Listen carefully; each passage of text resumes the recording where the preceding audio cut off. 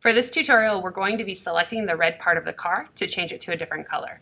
To create our selection, we're going to come to our toolbar and we're going to use the Quick Selection brush. The Quick Selection brush is going to allow us to choose pixels, and Photoshop's going to choose the surrounding pixels that are similar.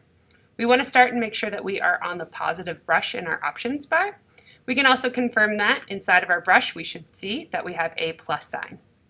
We want to work with the brush that's going to be relative to the size that we're going to be selecting, because anything inside of the circle, Photoshop's going to try and pick pixels the same color. So here we can use our bracket keys, our left one to make it smaller or our right one to make it bigger. Once I click and release, Photoshop's going to try and select the pixels that are close in color. So I can click and release, or I can even click and drag over certain areas. So you go through and you're going to try and create the best possible selection utilizing the Quick Selection brush.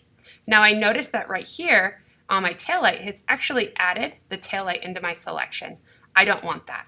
So I remove from my selection by going to my keyboard, holding the Option key.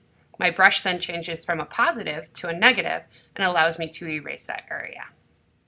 I can let go of the Option key and it's going to turn it back into a positive.